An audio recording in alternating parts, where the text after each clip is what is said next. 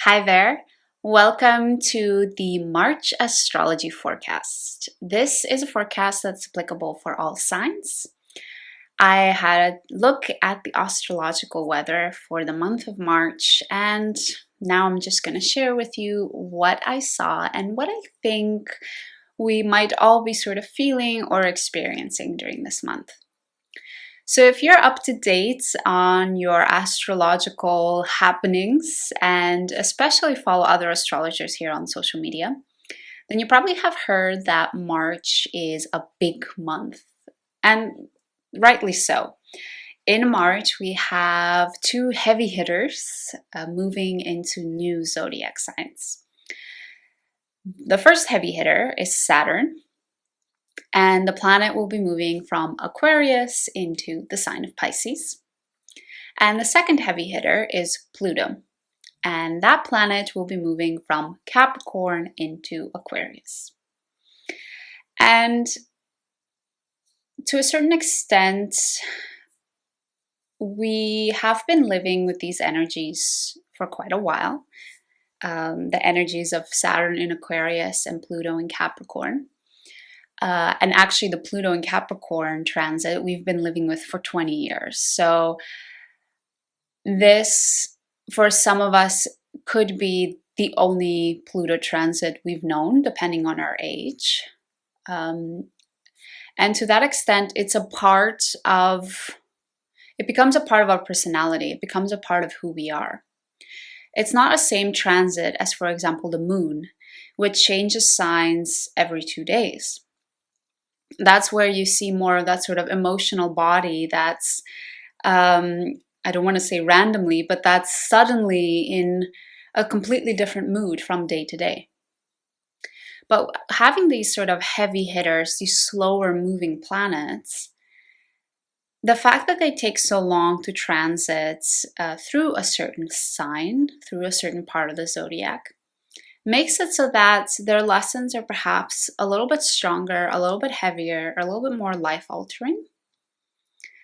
But to a certain extent, because they're a little bit more slow, they become these lessons that it's not like in one day we're gonna have a huge revelation. There are these sort of aspects or themes that we learn through a longer period of time. Like I said, with Pluto, it's actually 20 years. The cycle of Pluto. So once Pluto goes into the sign of Aquarius, it's going to be there for the next 20 years. Just from me even imagining in 20 years how old I will be, I can definitely imagine how the themes of Pluto and Aquarius will form a huge part of who I am into adulthood. With the planet of Saturn, although not as slow as Pluto, Saturn will be in Pisces for about 2 to 3 years. And this is as well slow enough that we start to really see these themes become a part of our life. We start to really develop and integrate these lessons, and they're more likely to stick. They're more likely to form a part of us. Of course, we all have a choice whether we act on it or not, but that's besides the point. I don't want in this forecast to get necessarily into what you can expect with these certain energies. We can get a little bit into them.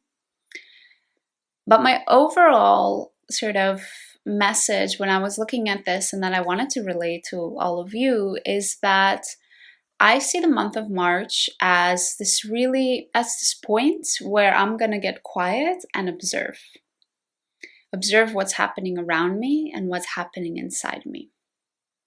And before I go further down the route, let's just chat about Saturn in Pisces and Pluto in Aquarius and what this might mean for you.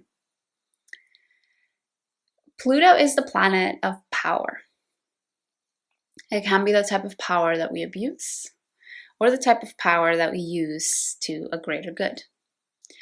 And Pluto and this power can be expressed in many different areas. So for the next 20 years, depending on which house Pluto is transiting in your chart, you can sort of find the themes of where you'll be exploring this dynamic of power for yourself.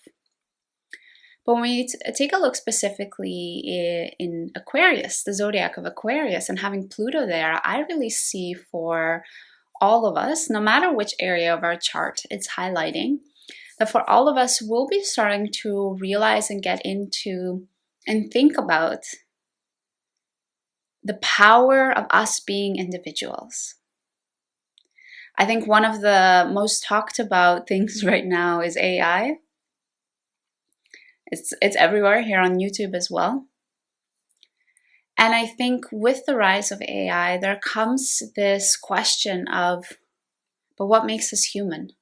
What makes us individual anymore and stand out anymore if we have things like AI to do our jobs, to become our fitness instructors and nutritionists and all of that? And I think this will be a huge theme that we explore, the power of our own individuality. On the other side, well, it's not really on the other side, but alongside Pluto in Aquarius, we have Saturn in Pisces. And Saturn is the planet of restriction. It's really like the parent that says, no, you can't eat sugar right before bed. And it might not be something that we want to hear because we really badly want some sugar. We really want a little bit of chocolate. But we know in the end that it's what's good for us. And we know that that sort of restriction and that sort of discipline actually comes from the good of that parent's heart.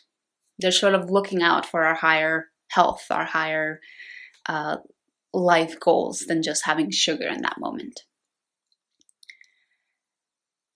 So again, where you might be experiencing this sort of restriction or discipline in a certain area of your life, maybe it's your career, maybe it's money, your relationships, you have to take a look at what house what house you have the sign of Pisces. But as a general, having Saturn in Pisces, the sign of the mystical, the transcendental, the sign that wants to, in a way, get away from earthly things and transcend to a more higher philosophical way of existing, of being, of everybody relating to each other. It's a sort of energy of one love, we're all equal, everything is okay because we're all just spiritual beings anyways. And having the sign of Saturn there, what I imagine happening in the next 2 to 3 years is that we see a little bit restriction from that side.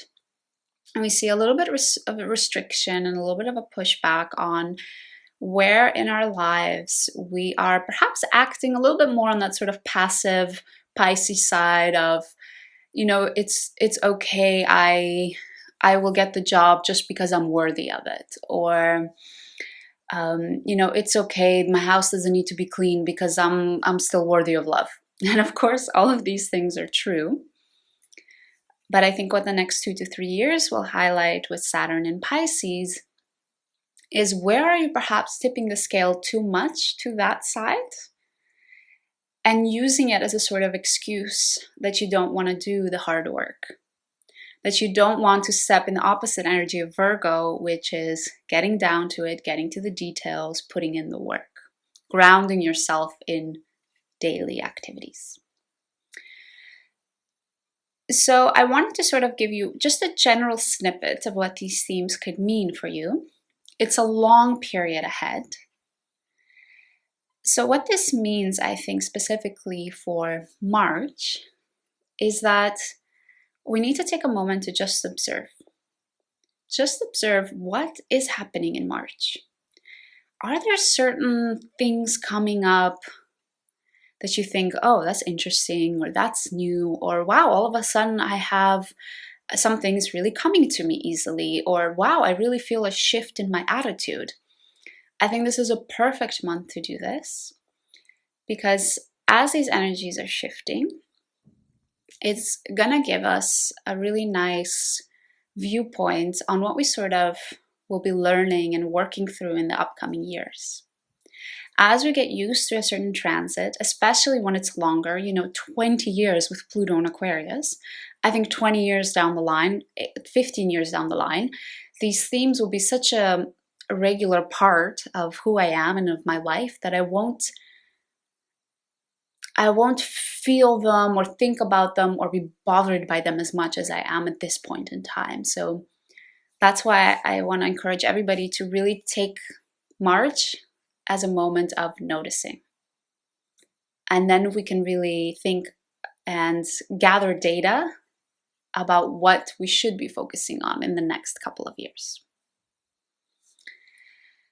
There is one more general theme that I wanted to talk about for the month of March. And this is the theme of definitely starting a new chapter. We were just saying that Saturn and Pluto are going to be into new zodiac signs. And we also have the Sun and Mercury and Jupiter in Aries. And Aries is the first sign of the zodiac. It's the start of a new cycle. It's the go-getter. It's, I was given life, so I'm going to be here and make every second of it count. But at the same time, I do see, along with this observation theme, maybe getting a little bit calm and observing. What I also see is a shift happening gradually over the month of March, is that we might be a little bit more drawn to focus inwards. And the reason I say this is because we have Mars, the planet of action and drive and passion, finally leaving Gemini and going into the sign of Cancer. And when I think of Mars in Cancer, I think of this sort of motivation to take a look at our inner world. And I think this shift, especially after having Mars in Gemini for so long, and Mars being such a outgoing, talkative, really putting itself out there sign, that having the shift of Mars in Cancer will be really felt. And I think it's a really nice transit to use to our advantage, to again take a look and observe, gather data points, not at just what's happening inside, but gather data points on what's happening, not only on what's happening outside, but gather data points on what's happening on the inside as well. I think this energy will really help us with that. So that was everything that I wanted to bring up for the general March forecast horoscope. Please comment down below if you're excited about Saturn and Pluto shifting signs. I'm curious to hear from all of you. Thanks so much for joining me today, and I hope to see you again soon.